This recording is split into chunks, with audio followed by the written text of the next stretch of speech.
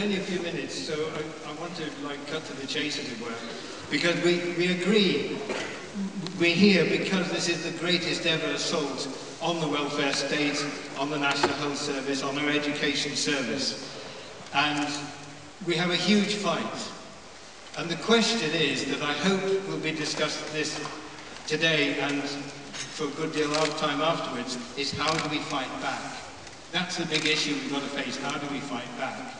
Because we're fighting not only this particular program, we're fighting the prevailing consciousness of the age.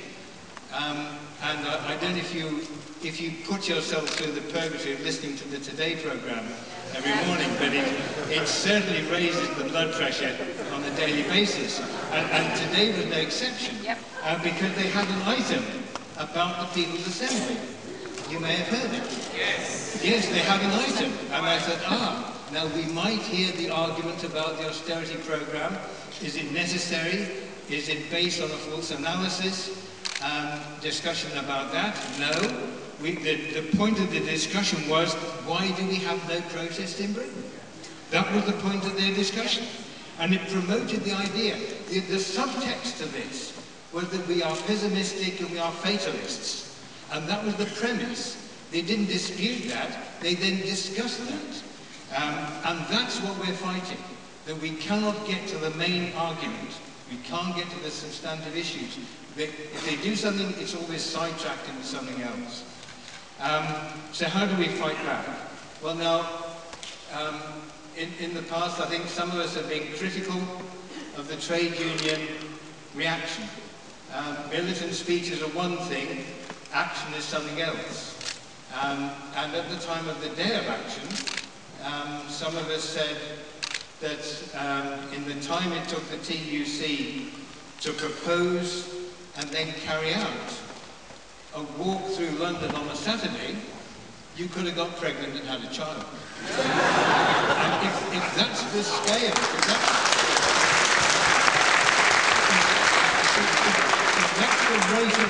if that's the rate of their opposition, then it's actually got to be speeded up. I'm told Francis O'Grady made a militant speech. Good. But the test will be on the action that it provokes. The test will be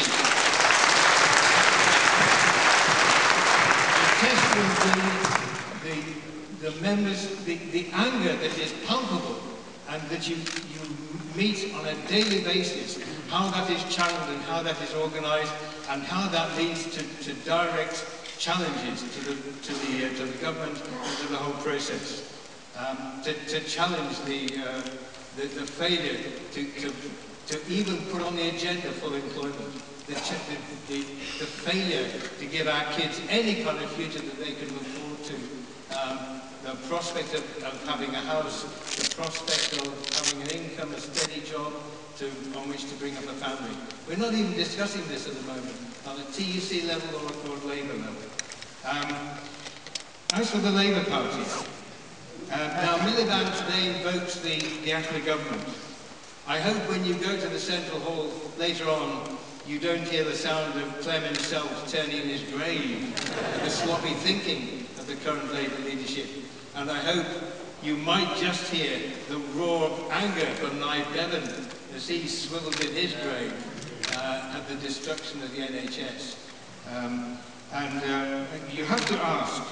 Dot spoke saying that we have to now campaign for the programme for the election in 2 years' time. But you have to ask: is this seriously a prospect that we can have a Labour government that will oppose privatisation? We haven't had a peep about ending privatisation in the health service, in education, in all the other public services. Not a word.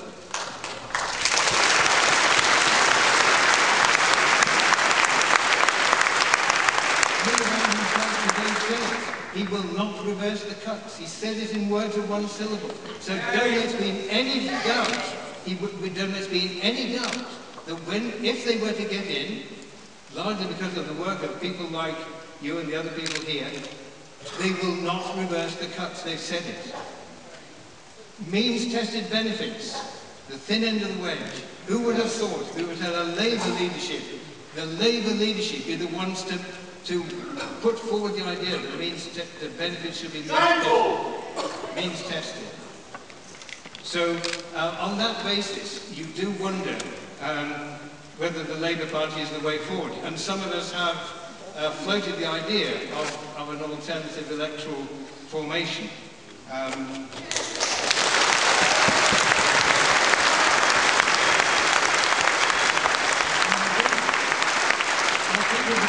the very least, this needs to be discussed. At the very least, this needs to be on the agenda. We were told that this would not be allowed to be put at the plenary session. And that it would not be there. Now, if that is the case, of course this is only gossip, if that is the case, then it's not the People's Assembly, it's an assembly of the people who agree with a Miliband vote and nothing else.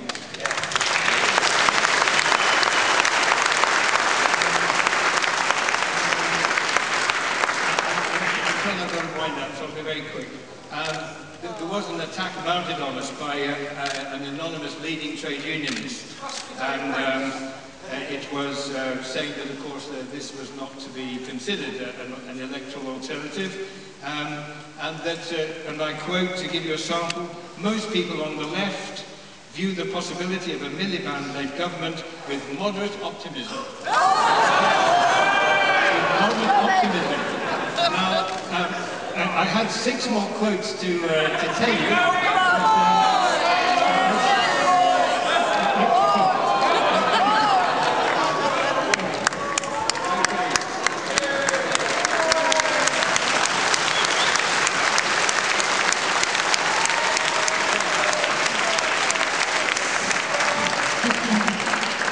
The Labour Party has recognised the possibility of space opening up to its left and has moved to close it by shuffling leftwards. I haven't noticed.